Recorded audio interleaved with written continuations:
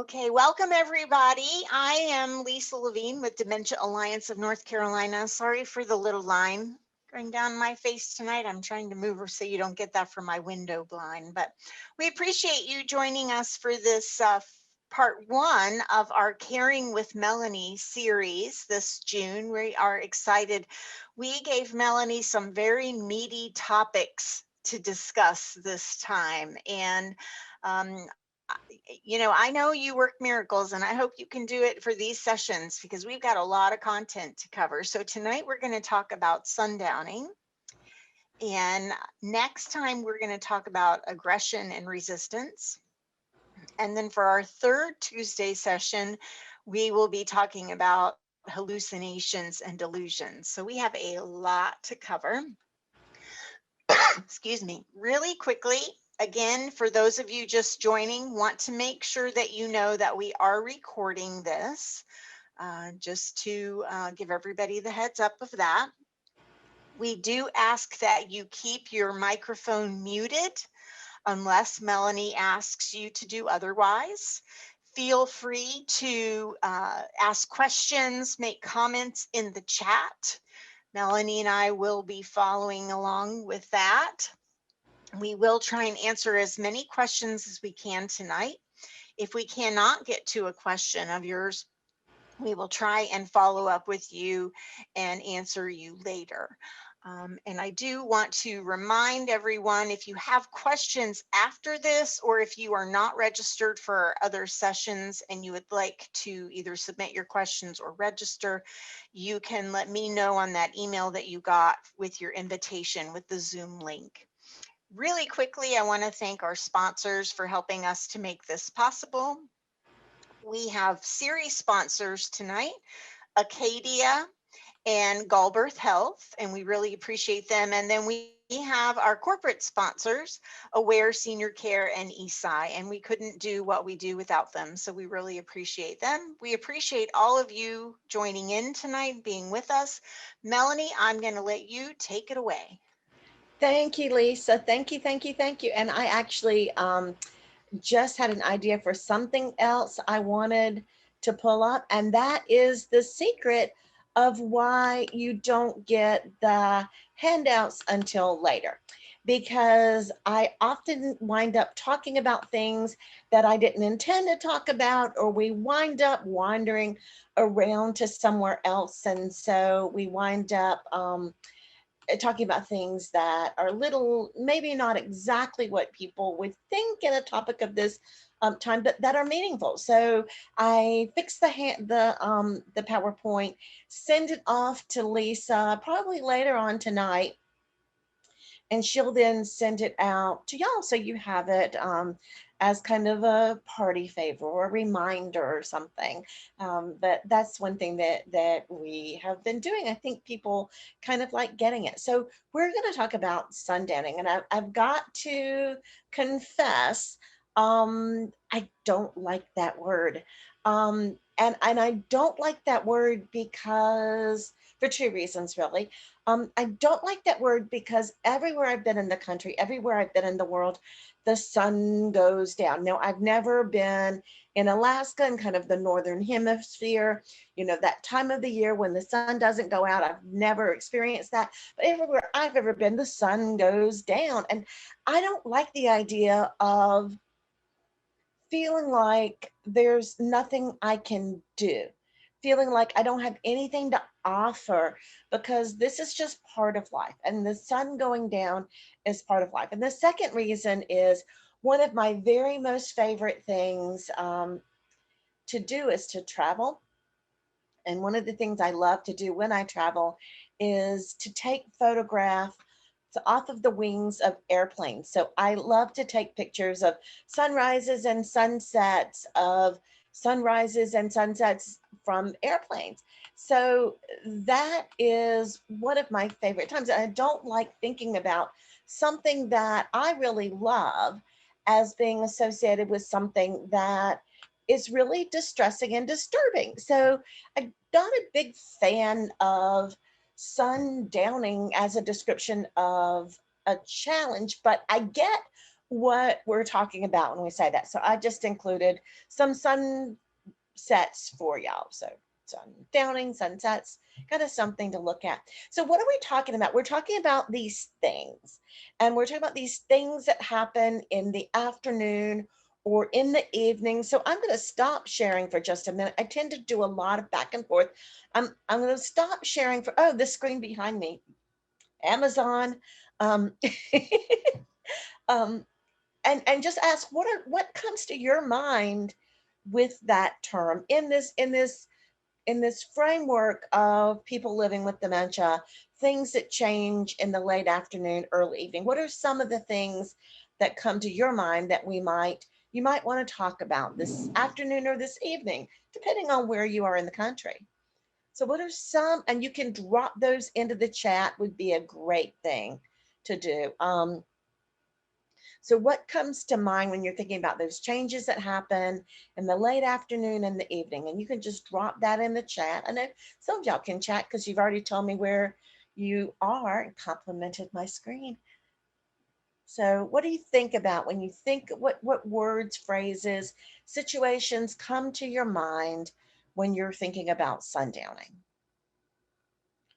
So restless behaviors is what Denise puts down, and I like that word. That's a great word because I know what it looks like, what it feels like to be restless, and it's just that not being able to get settled. So it's those restless behaviors. So somebody else dropped something. Quieter might be one. We don't often hear about quieter, but I get that kind of withdrawn, looking around, not feeling really connected, obsession and irritation. So quieter, but not quieter in a peaceful way. Quieter in kind of a watching, this isn't looking good, distressed kind of way. Somebody to just out of sorts, discombobulated, just not right. Mornings are good, she can do, and she's got it. And then by late afternoon, early evening, it's almost like a different kind of person. Roaming around and wandering around is something that Lisa added. Um, Frustrated. So that's for us. We sometimes can have this, I'm frustrated. I did not get all the things on my list checked off. I'm feeling a little disappointed, a little frustrated this day as I review this day. It's not feeling like what I want. So, yes, those are exactly the kinds of things that I envision when I'm thinking about this issue of sundowning. It kind of wanting to be somewhere else. And that can be with that wandering, that can be with that leaving, that could be I've got to go to work, I've got to go home, I'm not supposed to be here. That can also be that restlessness that somebody mentioned, wanting to do something else. This is not what I want to do. I'm supposed to be doing this other thing. So you just get out of here, you whatever. Um, Things that usually work don't work. And that can be for that person living with dementia, that their skills and their function, their abilities, things they can usually do, it's slipping and it's sliding and it's not working so much anymore. Or it could be the things that I usually do to provide support and the things that I usually do to connect and be with the person, those things aren't working. So it might be more calling out, help, help, help, help, or it might be not really using any language. So it could be any of those kinds of things, and oh, so many more things that we might talk about as we kind of go through some of this time together. So I think that I'm one of those people that if I kind of understand why something is happening, it gives me a much better idea of what I might do to make it better. So I'm going to ask you to maybe throw something in the chat, go yay, or put your thumbs up, or maybe give me a a one of the little emoji, not the one of the little symbols, thumbs up or clapping hands. If you're a heart, if you're a person who, if you understand why, it helps you to understand how. I should deal with this. Does that ring true for anybody? If I understand why you're doing it, it kind of helps me know what I should do, how I should do. Is that true for anybody else, or am I the only one? So Lisa, I see something in the chat. Am I the only one, or does somebody feel me? Nope. Someone said yes, someone said me too, someone said I agree with you, so thumbs up. Yay. So I feel so much less lonely and isolated sitting here in my kitchen by myself and wishing I were in California or many other places besides my kitchen. So when we start to think about these different possibilities of what is really going on, why is this happening? I start with the idea that people don't long to be distressed. You know, people don't long to be restless or out of sorts and discombobulated. People don't long for that. People long for joy and people long for peace, but people don't long for not feeling right. And that's true for us, and that's true for people living with dementia. So we start to kind of think about, is this coming from something going on in a physical perspective? Is it something going on with an emotional perspective? Is it something going on that's really part of the environment? So let's kind of start there with talking about understanding this sundowning. So I'm a nurse, and so I think about these things a lot. So when I start to think about what could cause somebody to be distressed in the afternoon and the evening, these are the things that come to my mind. I put up their pain, I put up their fatigue, and I put up their meeting basic needs. So let's talk about those for a little bit. So let's start with the idea of pain. Um, for a lot of people, about 80% of people who are over age 65 have a little bit to a lot of arthritis. And a lot of times when arthritis starts to hurt is when? In the late afternoon or the early evening. And so what do you do when it's late afternoon, early evening? You've been on your feet all day long. It's been busy. It's been one thing after the other thing after the other thing after the other. Your knees are aching a little bit. Your hips are aching a little bit. What do you do to take care of yourself? And just drop it into the chat. Or if you want to unmute and call it out, you can do that too. But what do you do to take care of yourself when it's late afternoon, early evening, and your joints are aching? Wine, Anna, where do you live? We need to get together. Tylenol is someone lay down for a minute, get off your feet, rest. Anything else? Some chocolate milk. Chocolate milk is great for muscle recovery and for a lot of other things as well. So that's a good thing. You know, there's going back to the wine, there's something about golden raisins and gin. If you read the People's Pharmacy, they're really into golden raisins and gin. I don't know, I haven't tried golden raisins gin, but you do something to help a nap somebody else put in, lay down for a while. You do something to kind of keep that, to make yourself feel better.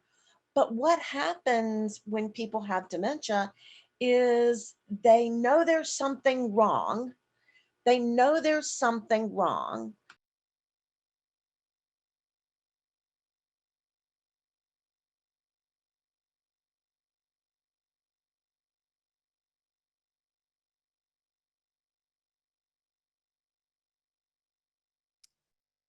So I actually did that on purpose. Because what all of y'all, Lisa's frantically unmute. The host wants you to unmute. The host wants you to unmute. You need, Missy's over there adjusting her earbuds. Everybody else is checking their speakers. You knew, what did you know? Something's wrong. Something's wrong. And you are trying to fix it, but you don't have any control. You don't have the resources. You don't have the ability to fix it. So what you continue to do, what Lisa continues to do, because she cannot unmute me. She can yell at me to unmute myself, but she can't unmute me. She can mute me. She can yell at me to unmute myself, but she can't. She's going, something's wrong, something's wrong, something's wrong. Help, yourself. So that's kind of, I think, what pain is like for people living with dementia. So take a moment and think about that. So they're getting a message, something's wrong, something's wrong, something's wrong, but they don't have the abilities, the resources to fix it. So if you're in a situation where something's wrong, something's wrong, something's wrong, and you don't have the ability to fix it, how do you respond? And you can drop it in the chat, or you can, if you would prefer, you can unmute and say it out loud. What do you do when there's something wrong you can't fix? How do you respond? I try and see something better, something good somewhere, somehow. Okay, so you're searching for something better, something good, something that's more better than what you've got. What else might somebody do?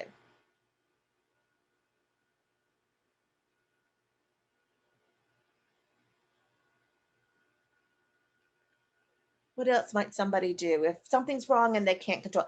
Are you going to feel more distressed or more calm? So you can show me more distressed or more calm. Get frustrated, panic, cry. They don't have the ability, so they work and they get distressed. So all of those things. So does that look a little bit like sundowning? Go outside and scream. I love that one.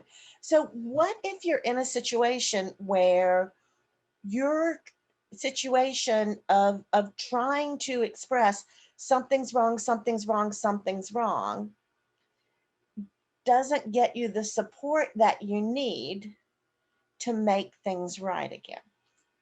So for a lot of older people with dementia, without dementia people and human beings in general, when they get this message, something wrong, they're distressed, they're frustrated, they keep moving.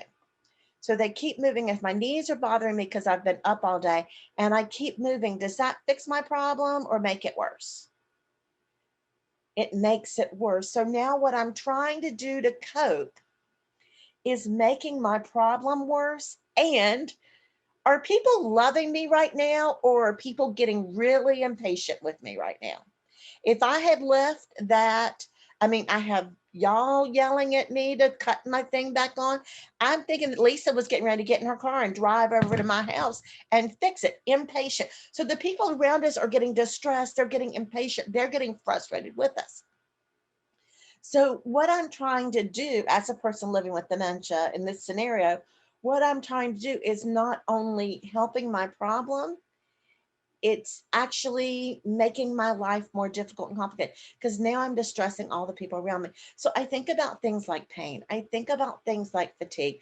I think about things like not having basic needs met, like being hungry or thirsty, needing to go to the bathroom, or maybe even having already gone to the bathroom and having that level of discomfort. So I think about these physical kinds of things being part of what we often refer to as sundowning. So let's look at the next piece. Let's look, we've talked about pain and fatigue and basic needs and this physical thing. Let's start talking about this emotional kinds of things. So think about the end of a rough day. It's been a good day, but it's been a complicated day. And it's been not a very, it's been a challenging day. And you're reaching out for connection. You're reaching out for the opportunity to be with somebody in a way that's really meaningful and supportive. And instead, the people that you like aren't there. Now, there may be people there, but they aren't the people you like. Because the husband I'm looking for is that handsome 19-year-old, not that handsome 69-year-old. So loneliness. Maybe the emotional change I'm going through, the emotional challenge I'm experiencing is boredom. You know, I have not had the things to do today that I've needed to do. They did a setting, this was a number of years ago, And they thought that it was a good thought. It was a very good thought. They thought that a lot of the distress associated with late afternoon, early evening kinds of things, what we call sundowning, was related to the environment having too much going on. And so they thought maybe what's happening is too loud, it's too noisy. So we're going to quiet everything down. So they painted the walls kind of an off-white color. They piped in some off-white music. They kept people away and made it really calm and serene. And you know what happened late afternoon, early evening? People got upset because they were bored. So maybe what the emotional part of is boredom, is because people living with dementia often have trouble getting started. They need to start, they need to do, but that frontal lobe function that we've talked about other times, or you've talked about other times, that frontal lobe, that initiating, getting started, that part doesn't work so much anymore. So people they can't get started, but they know they're supposed to be, but they can't get. And so the issue of boredom. And the third one I put on this one about emotion is the issue of lack of purpose. So we don't often put purpose and dementia in the same sentence. You know, we don't often do that. We don't often think of people living with dementia as wanting to be purposeful, needing to have meaning in their life. But the reality is, those of us with human brains need that to feel satisfied and to feel accomplished. Somebody even put that in the chat earlier, is feeling like I haven't done what I want to do. I haven't accomplished what I want to accomplish. So looking at those three things, I'm lonely, I'm bored, or I don't feel like what I'm doing has enough meaning. And that can wrap in with the physical things and create a time of the day where it's not very happy for me. Then the third component is the idea of environment. So I don't just consider the environment to be the room. I actually consider the environment in some perspective to be the routines and what's really going on in my day. So things like too much or too little, too much noise, not enough natural sounds, too much activity, feeling isolated and left alone. And then the reminders of what I'm supposed to do, I get in trouble when I respond to them. So let's think about what typically happens at the end of a day. So you think about a typical kind of end of the day. Most of us, and you can kind of give me a thumbs up, or you can, I think they're called reactions. Yeah, they're called reactions. You can give me a thumbs up, or you can write it in the chat. How many of y'all do something different, or traditionally in the majority of your life have done something different in the late afternoon or early evening? So you can put a reaction. So what I mean is, you come home from work, or you go to work, or your spouse comes home from work, or your spouse goes to work, or partner, or the kids come home from school, or something else changes in the late afternoon or early evening. Is that true for most people or not? So I see Danielle put her thumb up. Denise put a thumb up, and the reactions, Sarah, thank y'all. The reactions are down in that taskbar, and they say, I'm seeing some thumbs come up. So that's true for most of us. So what happens for the person living with dementia is, maybe I'm in a care environment. So what happens to me then is change of shift. So about 3 o'clock, the people I've been with all day start grabbing their purses and throwing them off their bag and say, bye, y'all have a good night. I'll see you tomorrow. And what does that person living with dementia want to do? They want to go with you. I don't want to stay here. I want to go there. So that can be an environmental signal. It's time to do something different. I'm at home and the news comes on, and I'm used to getting dinner ready during the news. And so now I feel like I should be cooking, but the people around me are saying, oh, don't worry, we're cooking for you. But that doesn't make sense because I've always been the one to do the cooking. The news is on. You're not letting me cook. This is not working for me. So these kinds of things can create a situation where the person living with dementia, their inside world isn't matching their outside world. Their expectations aren't matching their abilities. And so you put together these physical, emotional, and environmental things, and we develop some real challenges. Now, here's my next question. When do you want to start to fix this problem? So if you look at my little very simplistic time zone here, I've got morning, I've got lunchtime, I've got afternoon, I've got bedtime. I could have thrown a whole bunch more stuff in there, like supper time and all kinds of extra stuff, but I chose not to. But when do you want to start? Do you want to wait till this point? Oops, that's not what I wanted to do. Do you want to wait until this point between afternoon and bedtime to start trying to fix a problem you know is going to happen every day? I see Lisa shaking her head. Thank you for shaking your head, Lisa. Do you want to wait and start then? Or do you want to start back here? Do you want to wait when do you want to start working on a leak when you've got a little drip drip, or do you want to wait till it's pouring down and you're in your galoshes to manage it? When do you want to start working on your problem? I'm going to stop sharing because I want, so someone said at least lunchtime. You want to be really making some decisions, getting ahead of it at least at lunchtime, because you don't want to wait till it smacks you in the face late afternoon or early evening. So what about the rest of y'all? Do y'all want to wait till the last minute when it's already a big flood and you're walking around in your galoshes? You can show me, no, I don't want Mary's checking her earbuds out. If I was a mean person,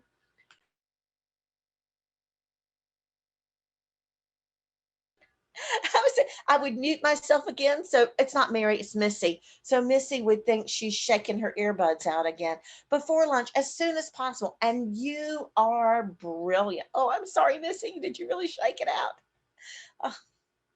Oh, y'all are brilliant because you are the leading researchers, the leading brilliant minds say we really need to start early, because if we wait till the time when we're throwing ourselves in front of doors, we're just making it worse for everybody.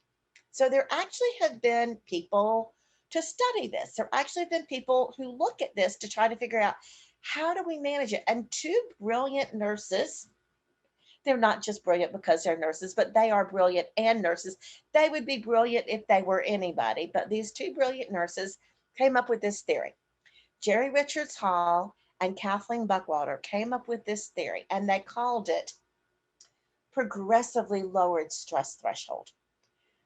Brilliant, brilliant. And so what they decided was life is complicated.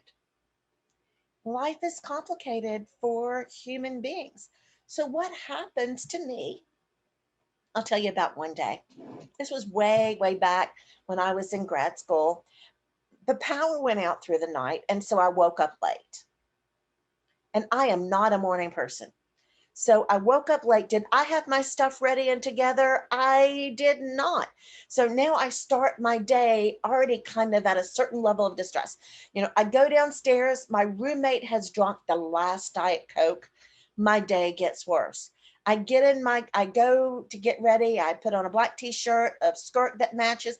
I'm brushing my teeth, and I don't even have to tell y'all what happened, because if I tell y'all that I'm wearing a black t-shirt and I'm brushing my teeth on a bad day, y'all all know what happened, don't you? Toothpaste on my black t-shirt. So now I've got to go change clothes. So I go, and I'm getting later and later and later. I get in my car. My roommate had borrowed my car, did not put gas in it.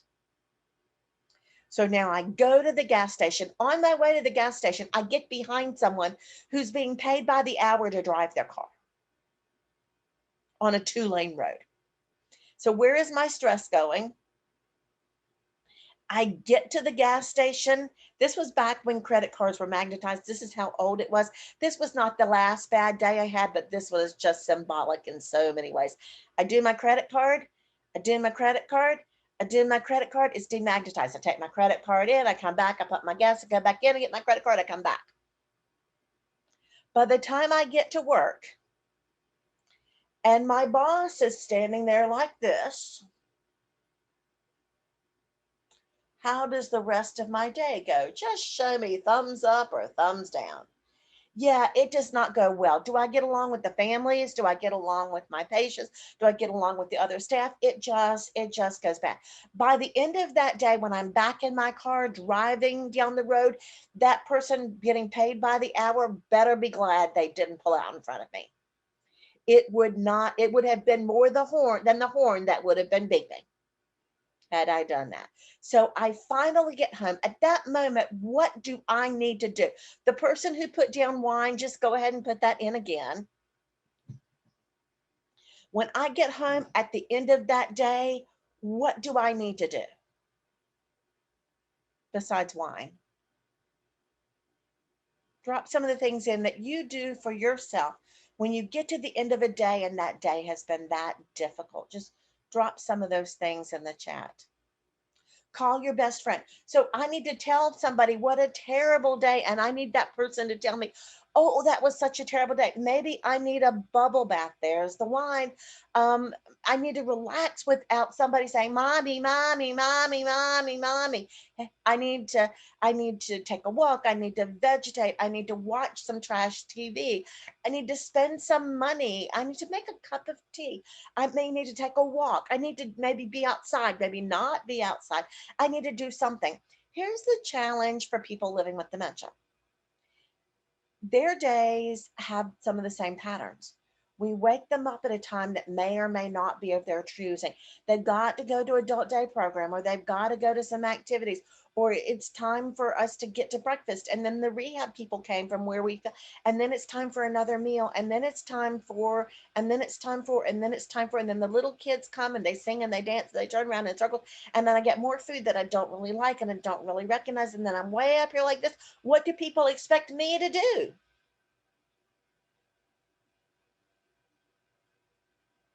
Go to sleep. But what's the problem is you can't just cut off that day. We have the ability to do things to self-soothe. We have the ability to do stuff to support ourselves. We may not do it, but we can if we choose to. We have the ability to, I'm just going to sit out on my deck and I'm going to read a trashy novel for 15 minutes. I'm going to light a candle because I know this particular candle helps me feel more settled and relaxed. I can self-regulate and do that. For the person living with dementia, it doesn't happen. So what happens is they move from normal behavior. So everybody do this with me. Kind of normal behavior up until anxious behavior, and then up to dysfunctional behavior. And that dysfunctional behavior in this framework of sundowning includes, I've got to get out of here. I'm not supposed to be here. I've got to go home. Help, help, help, help. Bang, bang, bang, bang, bang. And so that is not an attempt to get on your last nerve. That, although it feels like it, that is not an attempt to frustrate you or annoy you. That is, take a deep breath because I'm going to tell you something weird. You're not used to hearing this. That is communication. Now take a moment and reflect on that. That is communication. So when we start to think about it from that perspective of communication, that person living with dementia is communicating to you, this isn't right. I need help. But when they really need help is not right now, although they do. When they really need help is back here. I saw somebody added in a chat, It's hard to figure things out, to problem solve. It's especially hard to be creative. It's especially hard to be flexible when you are tired. So it's much harder to figure things out for us as care partners here than it is way back here. So, what these two brilliant nurses who came up with this progressively lowered stress threshold approach said was these three levels of behavior: normal, anxious, and dysfunctional. Dementia actually requires less to get more. It requires less frustration or stimulation to get more of a response, to move from normal to anxious to dysfunctional. I made it through my bad day without getting fired. I made it through my frustrating day without getting arrested. I made it through my frustrating day without winding up in a psychiatric facility. I made it through my frustrating day without pushing somebody away from the door. I have a functional brain. For people living with dementia or an intact, flexible, with impulse control and with the ability to see other people's perspectives, I have that brain. For the person living with dementia who is living in brain failure or brain change, when they can't self quiet, they spiral up. So then what are we going to do about it? Well, some of this is going to make perfect sense. Some of the things that progressively lowered stress threshold, and that's what PLST stands for. And thanks to Lisa for putting PLWD for person living with dementia and CP for care partner in the chat earlier. This PLST says we want to start and notice patterns. We want to notice patterns because if you tell me it happens every day, then there's a pattern. And if there's a pattern, I can figure it out. It might not be me by myself. I might have to pull my team together. But if there's a pattern, we can figure out what to do. So I'm going to start looking. When does it start? What are the earliest signs? Before it gets to that high level of distress, when does the person start to show some early signs of restlessness or some early signs of pulling in and withdrawing? And I want to intervene then. I want to intervene and match what's wrong with what I do. And we're going to talk about that a bit more in just a minute. But I want to match what's wrong with what I do. We're going to think about things like, how do we throw things into a better perspective? So for things that are hard, maybe like going to a doctor's appointment, or maybe going out to grocery shop, or maybe not doing those things, maybe staying home is the hard thing for me. I want to do those hard things at the best time of day. Now, for a lot of older people living with dementia, the best time of the day is early. For younger people living with dementia, sometimes that might be different. Sometimes their best time of day might be later in the day, but I'm going to find that person's best time of day. And you know, for some older people, it's better early in the day, later in the day as well. It just happens. But I'm going to do the hardest things when that person has the most resources. And I'm not going to try to pile on. So I'm not going to try to get everything done and let's get it over with and then we'll get on with their day. And that means taking some flexible perspectives on how we manage stuff, because a lot of us kind of have this goal of being really efficient. And theoretically, it's efficient to get all of the stuff in the bathroom done at one trip in the bathroom. And that seems efficient. But in reality, with people living with dementia, often what's efficient is to break that up so it doesn't escalate, overwhelm, and lead to distress.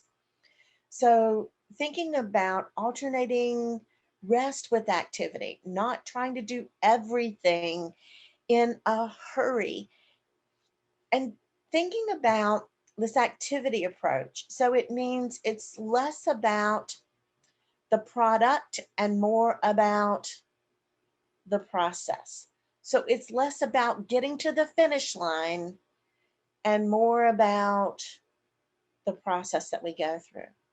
So thinking about, you're trying some of this stuff out, you're trying to figure out, you've got some ideas, you think you've got some strategies, but it's not perfect. You still wind up in that moment where that person is in distress. So what can we do in that moment? Well, I'm going to start by trying to really understand what my problem is so I can fix it. So is it something about the person? Is it something about the person is in pain? So what would really make the best difference would be if I could get that person to sit down. So maybe what I do is I don't try to get them to sit in a soft, comfortable chair like I would like. Maybe I get them to sit in a rocking chair so they can still keep moving and still keep working some of that mat off. But now they're working it off in a rocking chair, so they're sitting. Maybe I try to think about, how am I making this worse? Am I too talkative? Am I not talkative enough? Am I too engaged or am I too withdrawn? Maybe I think about what's going on in the environment. Can I get rid of some stuff? So sometimes I have made a big difference in late afternoon, early evening behaviors just by cutting off the noise, just by getting, because we get used to that background noise and we filter it. So a lot of places have the TV on all the time. A lot of homes always have some kind of noise on, whether it's the TV or something. Maybe we get rid of some of that noise. Maybe we think about adding something that might be positive. For example, I love James Taylor. James Taylor, I think, is one of the greatest American gifts. If I'm kind of distressed, it would be the rare situation that having James Taylor playing in the background would make things worse. Most of the time, that is just going to soothe my soul, help me feel better. So, do we do something in the environment to make the problem smaller? Because what I'm talking about is, if I think about feeding the fire by noise, by approaching, by the things that are going on, if I can take some of that away, I can sometimes make the problem smaller. And then when I start to make the problem smaller, now I might have something I can manipulate with and manage. So I'm going to do that through, it's called PPA Connect. And that's a whole nother thing. Maybe you can find, I've done some stuff on the website about it. Maybe we can find some other stuff about it. It means giving people space. So not being really close to people, but giving people a little bit more space. Staying to the side of people instead of being right in front of them. And then finding a way to really be on that person's side, because I think there are a lot of things that people living with dementia lose. And we can list some of them. We can list, memory changes and expressive language and receptive language and some vision changes and some mobility changes and some activities of daily living and so all kinds of thinking things with sequencing and initiating and with impulse. We can name all kinds of things.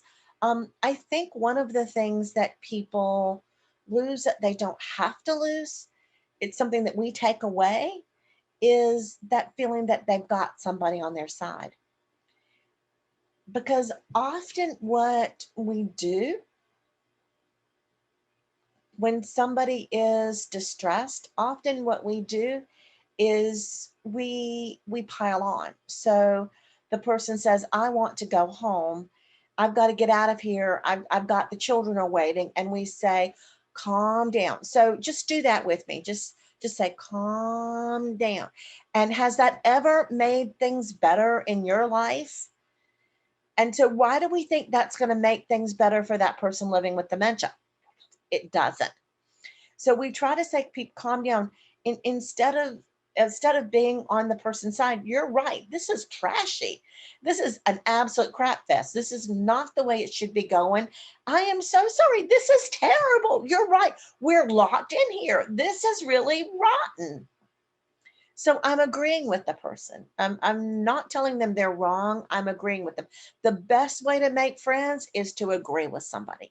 And the best way to make somebody living with dementia feel like they've got somebody on their side, which is that piece we don't have to break, is to agree with people. So thinking about how do we do these kinds of things, get the person to the point where they're not at such a level of distress. That does not mean I take for granted they're fixed, they're done. Yay, they're right. They're not fixed, they're not done. No, things are not right in this moment.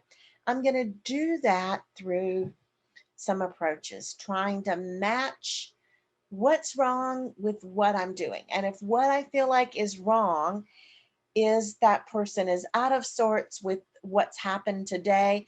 That person is out of sorts with not wanting to be where they are, not wanting to be going on with what's going on. I'm going to try that empathetic communication. Now, Lisa may be dropping in the chat. I've got some YouTube videos on the Dementia Alliance YouTube page about empathetic communication. So you can go there for a whole session on this kind of stuff.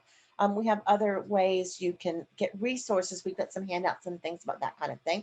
So it's starting with the feelings. You are so frustrated, you don't want to be here. Tell me about your home. Oh, your home is really clean, not dirty. Would you help me with this? But will you help me with this? Doesn't work until you've made that connection and provided that support. Maybe I want to try some other approaches, like offering somebody a choice. So you want to get out of here. Do you want to go here or here? One of the real doesn't feel right but works really well kind of things is that idea of keep moving. Because when you're having a rough day, when you're restless and uncomfortable, not physically, but you're just restless and uncomfortable, you're frustrated, do you want to sit quietly or do you want to move and get rid of some of the mad? And people have different responses and different ways of doing that. I am a person, I want to move, I want to get rid of the mad. Often keeping people moving, whether it's, as I mentioned earlier, if it's just moving in a rocking chair instead of a stationary chair, if it's just moving through a home or a situation, if it's just moving because we're chopping up bananas with the plastic fork, keeping moving can be really helpful. I'm going to think about, could this person be in pain? Could they need to go to the toilet? I had one person, we were walking around, it wasn't intentional. We happened to walk by an open bathroom door. The person went, ah! I thought, oh Lord, what's happened? And ran into the bathroom and went. And it's like, that's what they were looking for, what they needed. Hey, that's what I can help with. Thinking about triggers and just really kind of staying in your thinking, just really thinking about staying in your thinking place. So you're not feeling for you now, your feeling for you now comes later. Some other keep it from happening things. We've got a video on the Dementia Alliance YouTube channel on the 6 Ps. You can go look at that and think about these kinds of things.